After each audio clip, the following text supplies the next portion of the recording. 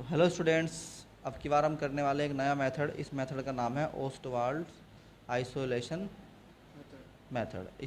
इस मेथड में क्या होता है कि इस मेथड में हमारे पास मोर देन वन अगर रिएक्टेंट हैं तब भी हम rate of reaction, order of reaction and क्या कांस्टेंट से हम क्या निकाल सकते हैं, रेट कांस्टेंट में रिलेशन निकाल सकते हैं।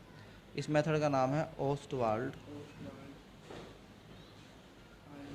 Isolation method. ठीक है। इस इस इस इस मेथड को समझने के लिए हम सबसे पहले एक रिएक्शन लेते हैं मोर देन वन रिएक्टेंट वाली। तो हम कहते हैं let there is a chemical reaction. मान लो एक केमिकल रिएक्शन है। क्या है? केमिकल रिएक्शन है।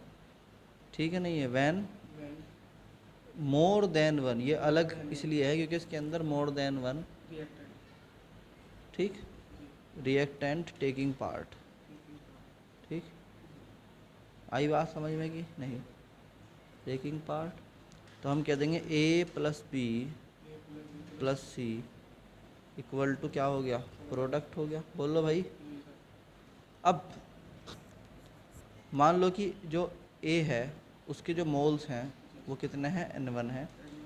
बी के है उसके मोल कितने हैं? N2। और सी के मोल कितने हैं? N3।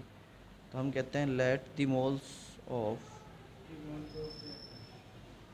A B C are कितने हैं? N1 and N3।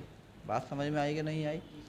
तो अब हम जो है रिएक्शन को ऐसे लिख सकते हैं N1A plus N2B plus N3C equal to product. बात समझ में आई कि नहीं आई?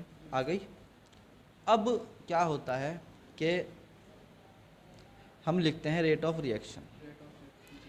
रेट ऑफ रिएक्शन, ठीक, यानी अगर उसे मान लें dx अपॉन dt तो वो किसके बराबर होगा? dx ओवर dt इक्वल होता है रेट कांस्टेंट के इंटू ए मतलब पहले वाला, उसकी पावर कितनी? N1 इंटू बी उसकी पावर कितनी? N2 इंटू सी उसकी पावर कितनी? N3। अरे बोल लो भाई।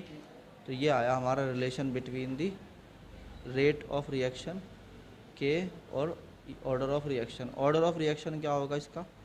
अगर तीनों पे ही डिपेंड करता है रिएक्शन का स्पीड तो हम कह देंगे ऑर्डर ऑफ रिएक्शन जो है वो कितना आ गया? N1 plus N2 plus N3 equal to N is the order of reaction. ये ओस्टवाल्ड मेथड है, इसको याद रखना। समझ में आई कि नहीं आई बात?